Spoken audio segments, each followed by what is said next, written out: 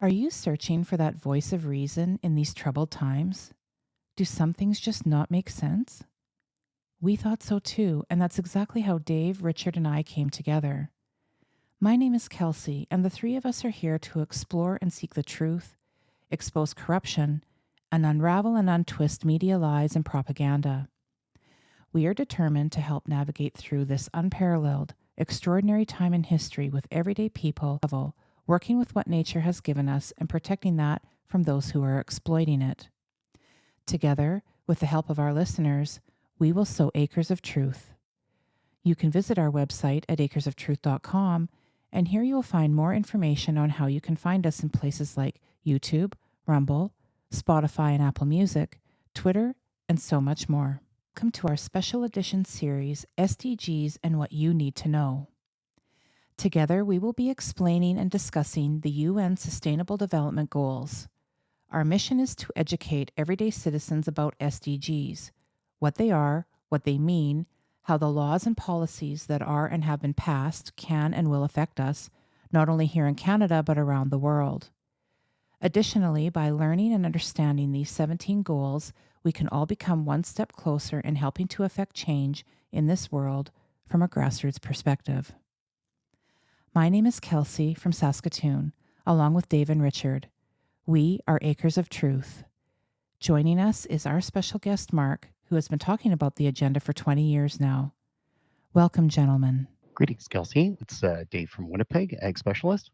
Greetings, Kelsey. My name is Richard, and I'm a farmer from southern Saskatchewan. Hi, Kelsey, Dave, and Richard. It's Mark here from Saskatoon, Director and Founder of the Forum for Canadian Sovereignty. Thank you, gentlemen. Let's get started with Sustainable Development Goal number 7, affordable and clean energy. Goal 7 is about ensuring access to clean and affordable energy, which is key to the development of agriculture, business, communications, education, healthcare, and transportation. The lack of access to energy hinders economic and human development. Latest data suggests that the world continues to advance towards sustainable energy targets.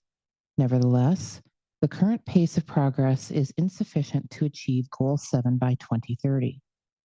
Huge disparities in access to modern sustainable energy persist. Rising commodity, energy, and shipping prices have increased the cost of producing and transporting solar photovoltaic modules, wind turbines, and biofuels worldwide, adding uncertainty to a development trajectory that is already far below Goal 7 ambitions. Achieving energy and climate goals will require continued policy support and a massive mobilization of public and private capital for clean and renewable energy, especially in developing countries. I'd like to turn the mic over now to Mark to begin our discussion. This is a big one. So there's, to be quite honest and frank, there's nothing more sustainable and attainable than natural gas and oil. And this idea that we're saving the planet by not using the cheapest source of energy on the planet and most effective and most efficient is insane. And it goes to this idea of controlling resources rather than saving the planet. It has nothing to do with saving the planet. Now we're all stuck in this globalist created vortex of climate change is somehow created by humans and our use of fossil fuels and the creation of more CO2.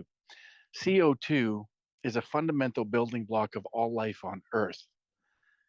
The atmosphere is actually dangerously low as far as parts per million of CO2. We're somewhere in the ballpark of 400 parts per million. If we get to 150 parts per million, all life on Earth begins to die because, as we've mentioned, as we've talked about this Mother Nature and cycle of life that we have here on this planet, It's all connected.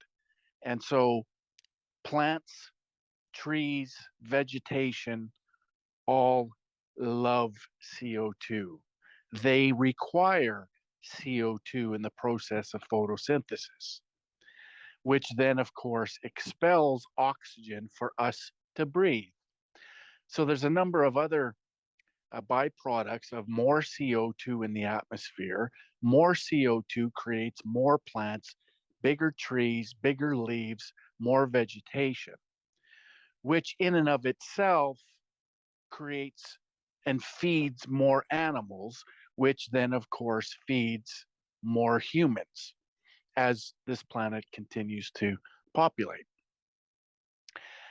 The other byproduct of more greening, and there's a study that came out of the Lancet a couple of years ago, it's still on the NASA website, where they brought together a bunch of scientists so the scientists could determine why the planet has been greening so much over the last couple of decades.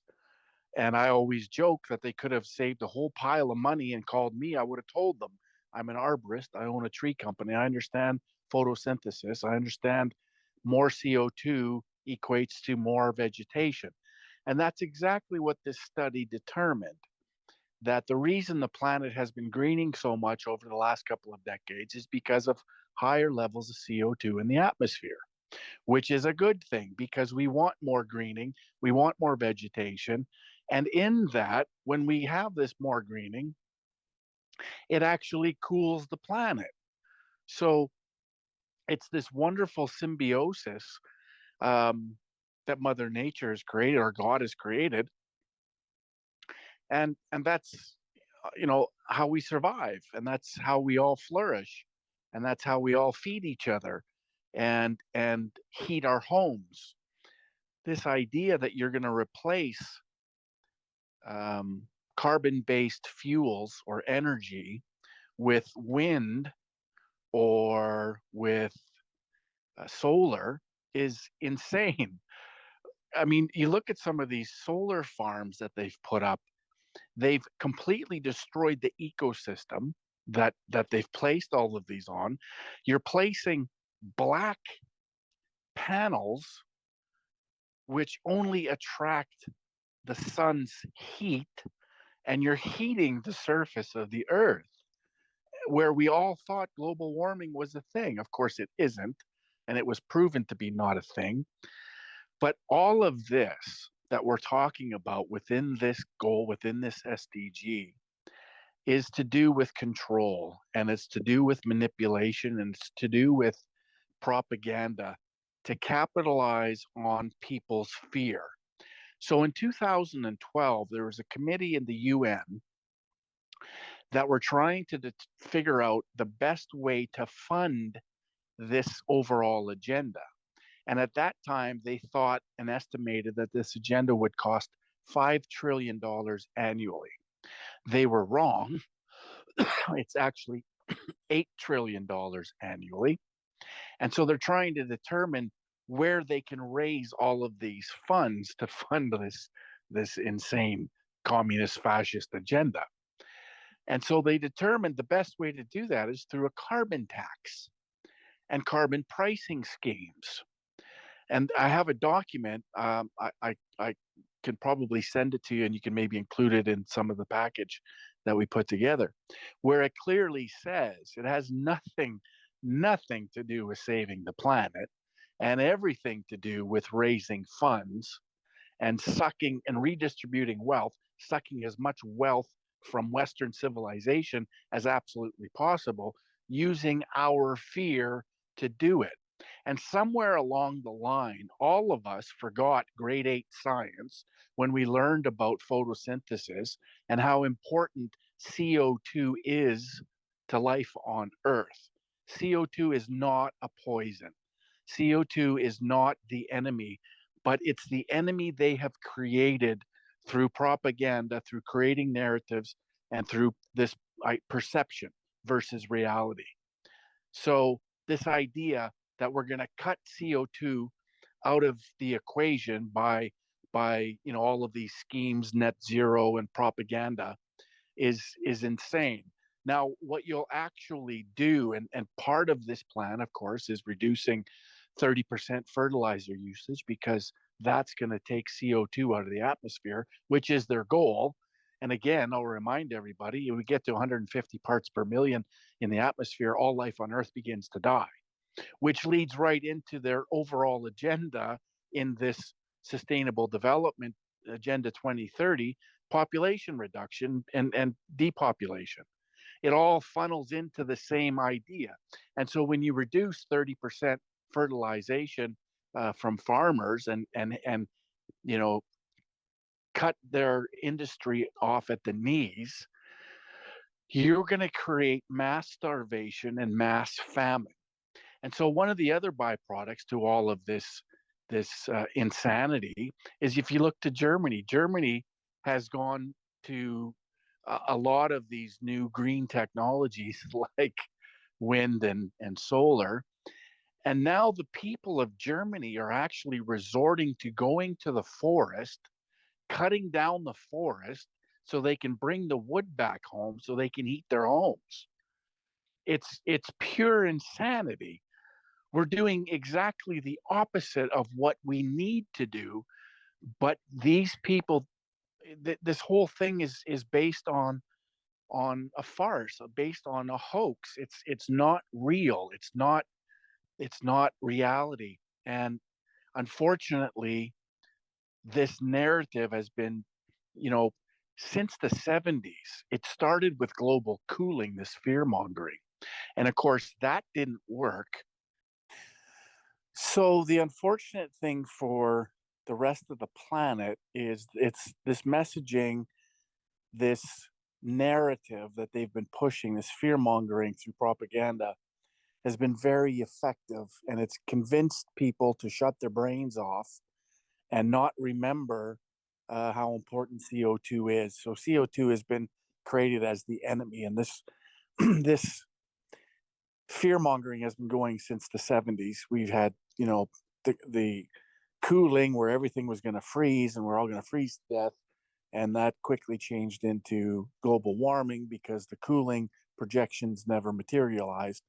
Then, of course, it went from global warming, and those projections never materialized, like New York City would be an aquarium and Florida would be underwater and the ice caps would be gone. Well, none of that's come true.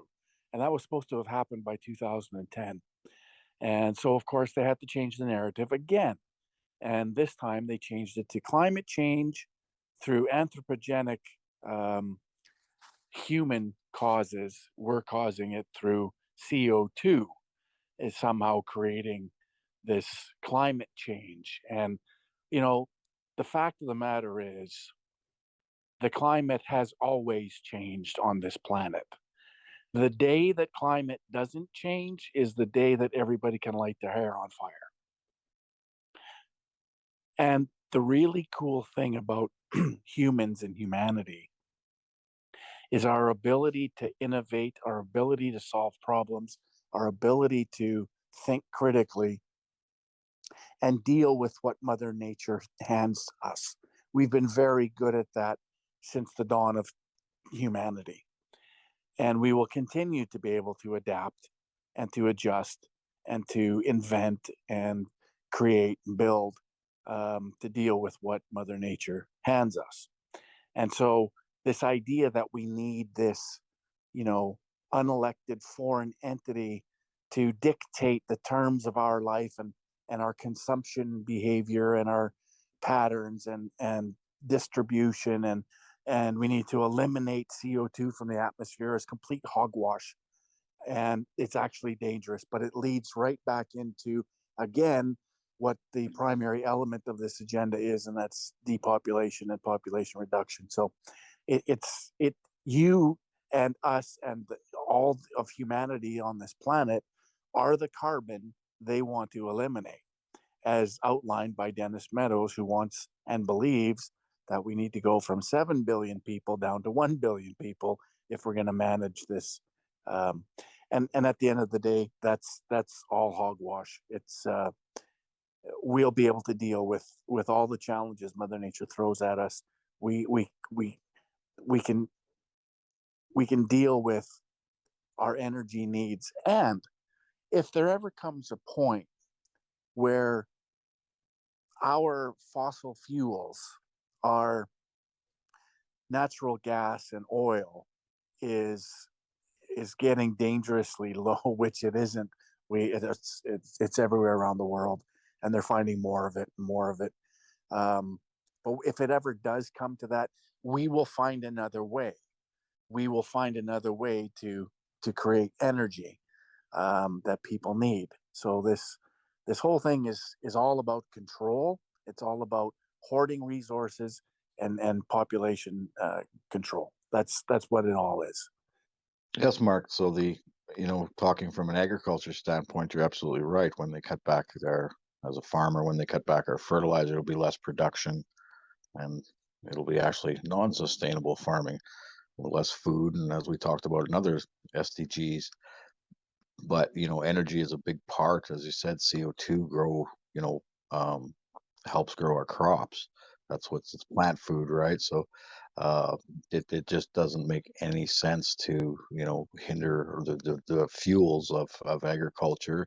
And I don't think we're going to have electric 600 horsepower tractors anytime soon. So it just it's killing agriculture. But I think it's just basically taking control again. The governments want control of every aspect of energy and resources, and that's really what they're after. It's not about uh, making it sustainable for the people. It's about them gaining control over everything, and that's really, I think, what we're looking at here.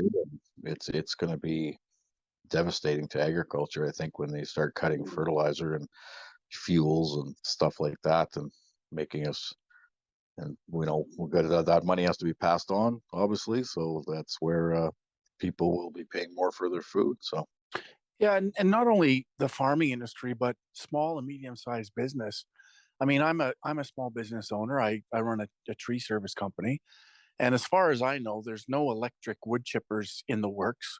There wouldn't be enough power in them to do what a wood chipper needs to do.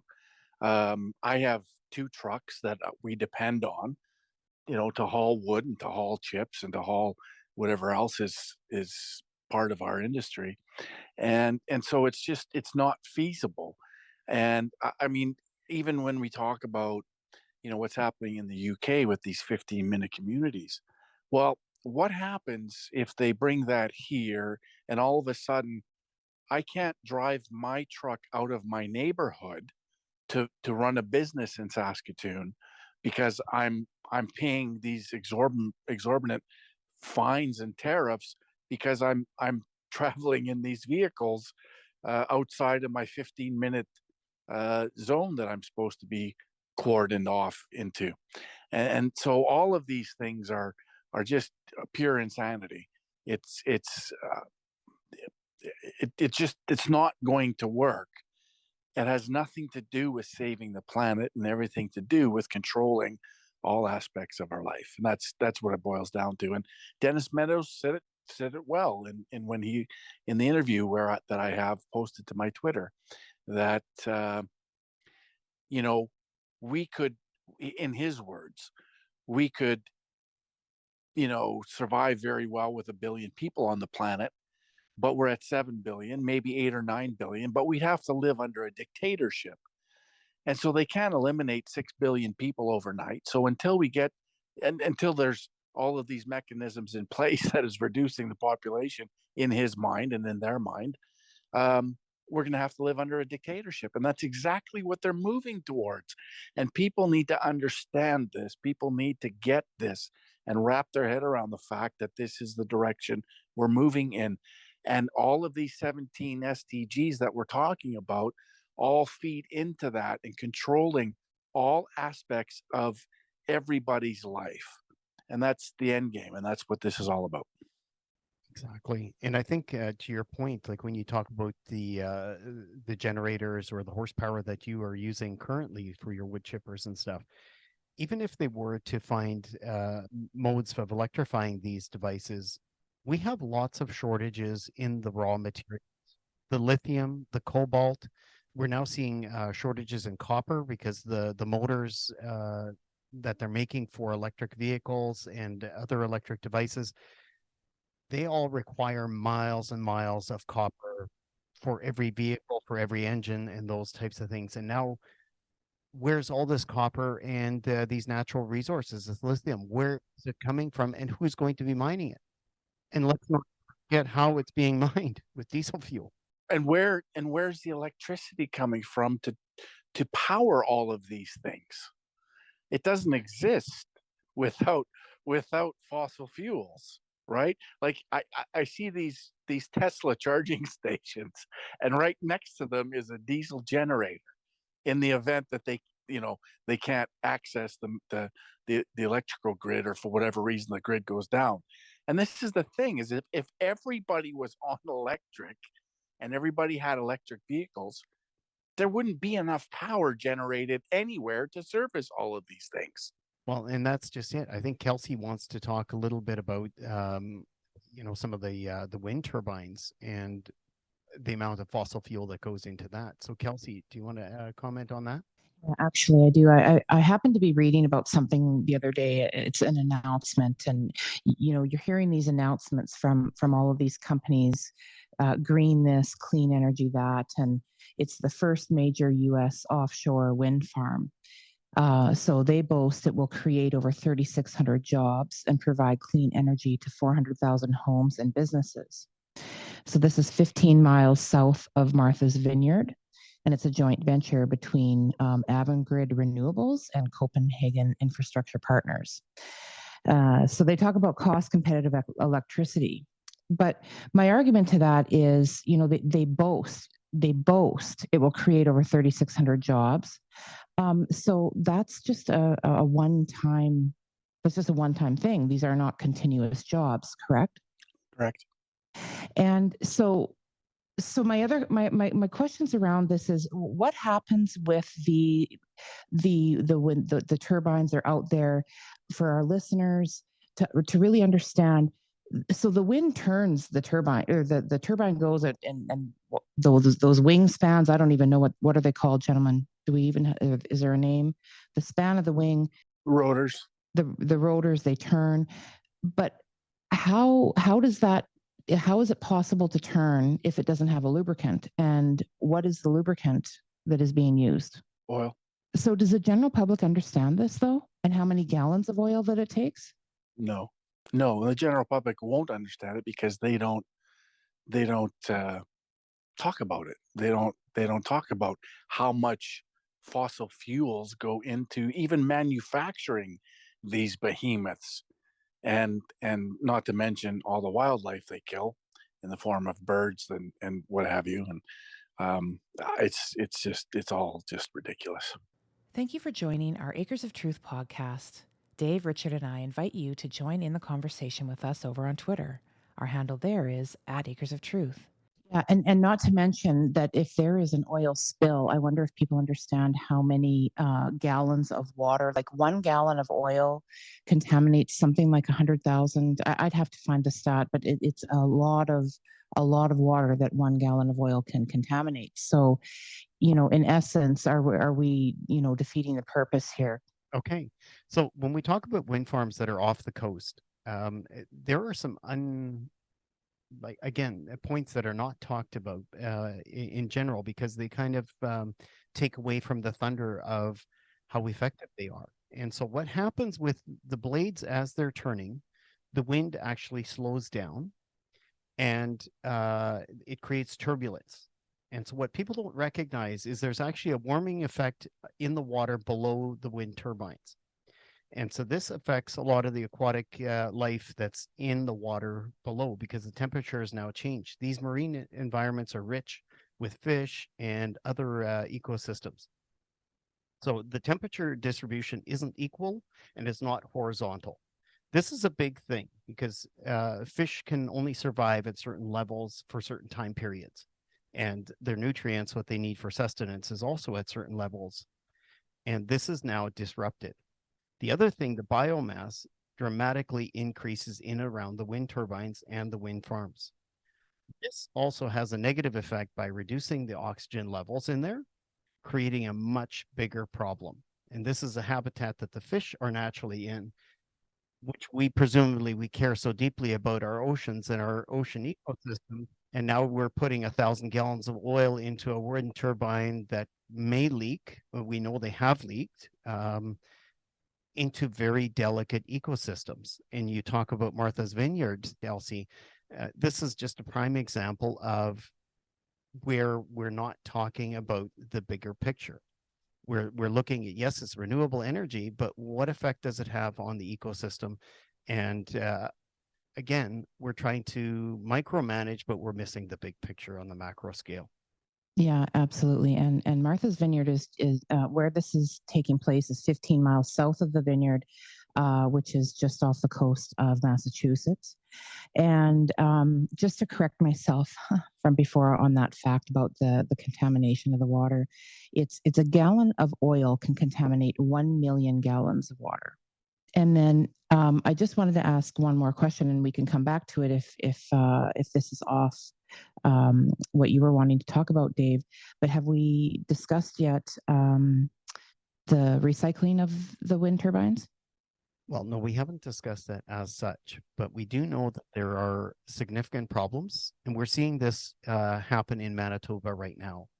I'm almost on a daily basis seeing new wind blades trucked down the highway for wind farms that have been operational for less than 10 years. Because as some of you know, and the listeners will know, that the leading edge on these wind blades is extremely sensitive. It's made of fiberglass and composites. However, we live in some of the harshest climates around. Winter minus 35, minus 40 is not unheard of, and for a week straight. So the leading edge on these wind blades is constantly being chipped at by the rains, by the ice, snow. Everything affects it. And bird strikes, certainly they do occur, and they do cause damage. So we're seeing premature failure. We were told on the onset, these things have a lifespan of 20, 25 years. Well, here we are 2 years into the wind farm where we had to replace all the bearings because they were substandard and couldn't handle the Canadian climate. So we have 2 wind farms in Manitoba that completely got overhauled.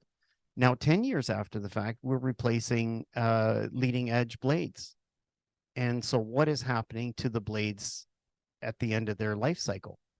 And it's my understanding that they're going straight to the landfill because of these composites and fiberglasses, you can't easily recycle them, and it's cost prohibitive. It's not even feasible to recycle them. Makes no sense. So and in Manitoba, because that part of the operation is run by Manitoba Hydro, which is hydroelectric, they have said we will do no more expansions of wind farms because they are cost prohibitive. Right. And again, this is where the economics fail. And Mark, you alluded to cheap energy, and that is what the consumer wants. And we need to strive to give the best energy for the best price. But you see what's happening now with with the traditionally cheap and efficient and effective energy in the form of fossil fuels. You see what's happening where they're now manufacturing crises to blame the rise in fuel costs, the rise in in gasoline prices or diesel prices. All of this is manufactured. None of this needs to happen, but it's pushed to happen to discourage people from filling their tanks and going to these alternative means of energy. And so all of this, everything that we're witnessing, gasoline at the pumps should still be at around $1 a liter. There's no way they should be at $1.74, $1.94, whatever it is, $1.99 for diesel. There's no reason for it, but other than to discourage its use, making it cost prohibitive for people. It's all manufactured. It's all orchestrated. all of this is again, to demonize the use of fossil fuels. Well, and this is takes me into my next point here on the Arizona solar farm. The loans on this project are the responsibility of the taxpayer. And so the electricity that's generated does not pay for the loans that this $2 billion project took. It went way over budget. It was actually obsolete before it was completed because the technology had advanced that quickly, and the cost or the production time took years to get it on board. And so the thing that concerns me again, and we talk about this whole green thing and environmentally and sustainable and all this. Well, what is used to cool all these systems or to transfer the heat? And this is a toxic sludge that is superheated. Hairline crack develops, and they've had several of these. Their staff are well versed in dealing with daily spills. The molten hot fluid releases into the atmosphere. In a recent case, there was 7 tons of material that was released into the atmosphere.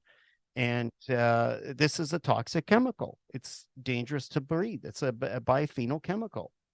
And so there too, it's like we know accidents happen, with oil and gas. Should something happen, it stays in the ground. We can use soil remediation. We can correct that.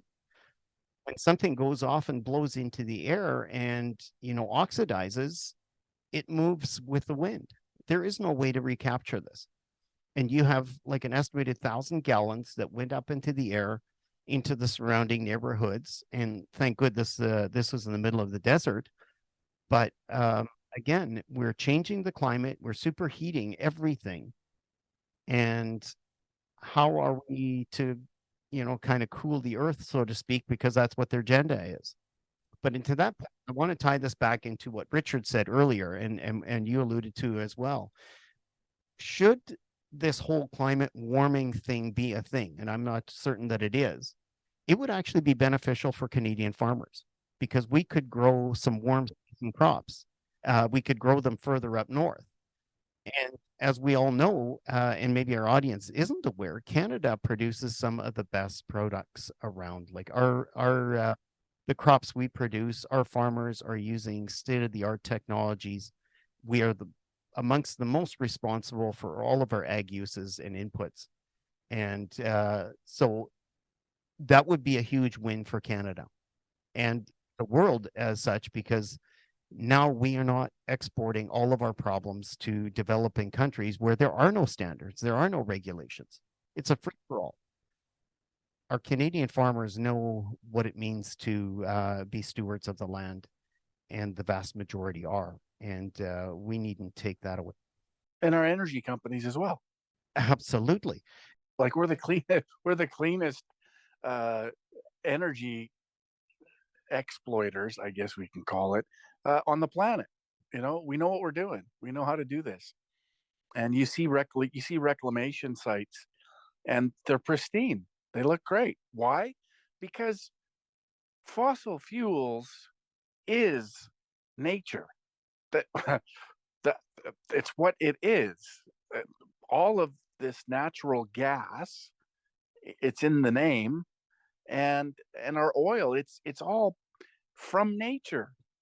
And so it's all part of this wonderful system that we have.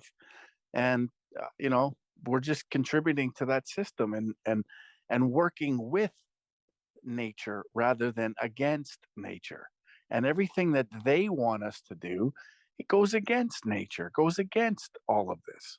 Well, exactly. And we should be exploiting and using the resources that are readily available. And in Manitoba, hydroelectric makes sense. There may be areas where a wind farm might make sense, or a solar farm, but not in prime real estate or prime agricultural communities. We shouldn't be creating vast fields of solar panels when we can be growing nutritious food. The part that, and feeding the planet. And what really bothers me is when we're comparing wind, solar, nuclear, hydroelectric, all these sources against solar and wind, almost always you will see a reference to coal. And so, yes, coal is a higher polluter than these other methods, but it's like that's where you get the big hook for the consumers to say, you know what, coal is bad and wind and solar is good. But we're missing the conversation about how reliable is nuclear energy, how safe is it, and how cheap it is. Same with hydroelectric. Again, we're never comparing apples to apples. It's always apples to oranges, apples to grapes. Unless you are digging in, you aren't getting a true picture. And then, of course, you have all of the cobalt mining to build these lithium batteries around the world that are largely serviced by child labor and slaves for the most part, and the destruction of the ecosystem wherever these cobalt mines and these lithium mines are is just it's phenomenal. And if people understood, how much of these resources it takes just to build one car, it's mind-boggling. But people don't understand all of these things, and they really need to understand that none of these green technologies that they keep promoting in favor over, the old reliable fossil fuels, are nothing what they've been propagandized as. They the cost and the detriment to ecologies and to humanity far exceeds anything that our natural resources like oil and gas have been, far exceeds anything that detrimental that we can consider our oil and gas to be. Yeah, and the exemptions that these corporations get. So if you look at an electric vehicle, uh, it's calculated in tons of CO2, but the calculation does not always include the refining, the accessing of all the raw materials that are required to actually get this product to market. So you're only seeing half, maybe 2/3 of that equation. So, and again, the electric car starts off with a much higher CO2 footprint, and you actually have to drive it for a period of several years, 7 to 10 years before it equals an internal combustion engine. And none of this is to suggest that any of us want to destroy our lakes and our rivers and our ecosystems. We actually, I think we all have a really good handle, especially industry in this country has a really good handle on protecting the lands in which we pull these resources from. We know how to do business. We know how to do this, and we should be leading the world, and we should be showing other parts of the world how to do it properly, how to do it in the cleanest way. And I mean, we should be celebrated rather than demonized. I mean, Canada is always demonized because we have so many resources that the world wants and needs, and we should be absolutely booming with prosperity because of the resources that we've been blessed with, and you know getting them from the ground in the cleanest way. It's all just so frustrating that so many people have bought into this propaganda and into this narrative that they've pushed, that they've been very effective pushing. No, I was just gonna say we all we do the most sustainable, you know, the cleanest energy. We provide the cleanest energy around, as far as technologies and the way we do it, the way we extract it. We know it's the most environmentally friendly on the planet, and to say we should shut ours down to enrich a country like China who has no environmental regulations at all is just Well, and this is because they're exempt. Because when we're talking about the Paris Accord, which a lot of this flows from, China is exempt. India is exempt. All of these big emitting countries are exempt. Yet we're bought into it. We're going to meet some targets. And it's interesting to look at the province of Saskatchewan. We had one coal mine that was quite valuable to our energy needs. and we have to mothball it, or we have to come up with a $3 billion carbon capture situation, which is also insane. And so we have to do all of these things while China on an annual basis is building 49 coal plants annually. I mean, it's insane, but that's how the world's working. And so it's again this attack on Western civilization, and our contribution to humanity is under attack because of virtue signaling, because everyone says this is the thing that we have to do, and the people buy it, and instead of understanding all of these things, they just swallow it whole, and here we are. So hopefully what we're doing here with this project will help educate, I'm hoping, a lot of people across this country and around the world. Are you enjoying this episode? You can find all previous episodes at acresoftruth.com.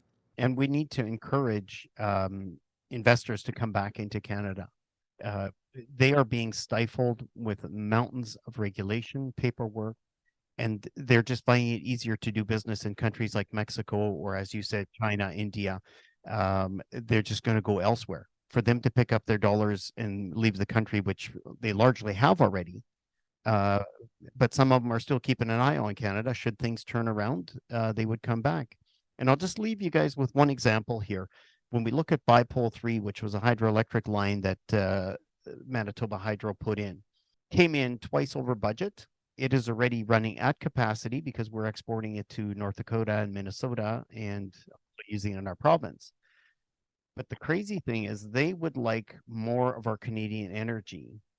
And for, let's say, a Bipole 4 line to be coming into the works, which has already started, the people that I'm talking to, by the time this will be hitting the ground through fruition, is 20 to 25 years down the line. That's how crazy the paperwork is and how crazy the processes are. Well, and just to expand a little bit on your point, so we have all of the resources the world wants and still needs, regardless of what the narrative is. We have this. We have, and so we need to make the distinction, and it's important we make the distinction between globalization and globalism.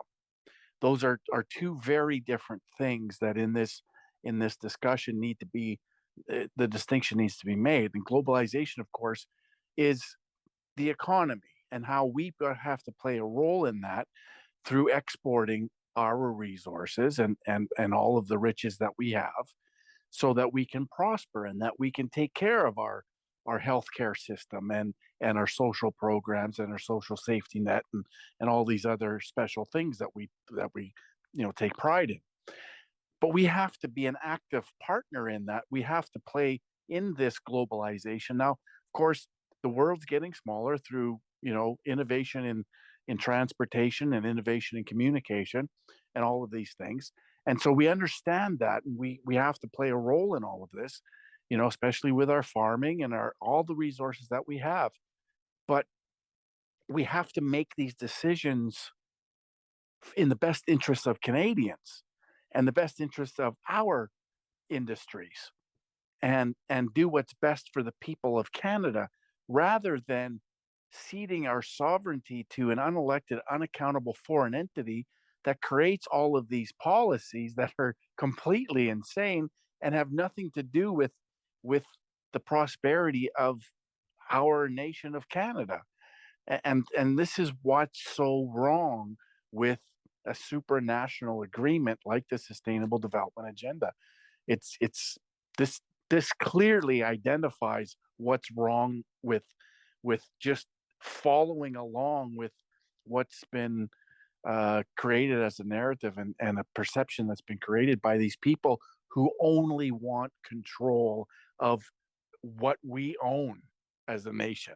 Exactly. And you can only think of the 350 to 500,000 immigrants that Canada is taking on an annual basis right now.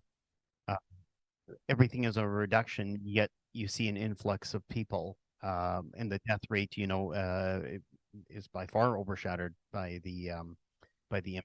So, yeah, we got lots to chew on, lots to dive into, and to keep working at this. So That's a wrap, folks. You've been listening to an Acres of Truth special edition podcast series. We would like to thank you so much for joining us in this journey. If you found this episode valuable, please share it with others on your social media platforms. Be sure to check out our website, acresoftruth.com, for more information on other podcasts and where you can find them. Additionally, feel free to send your questions or comments to info@acresoftruth.com. Thanks again for listening.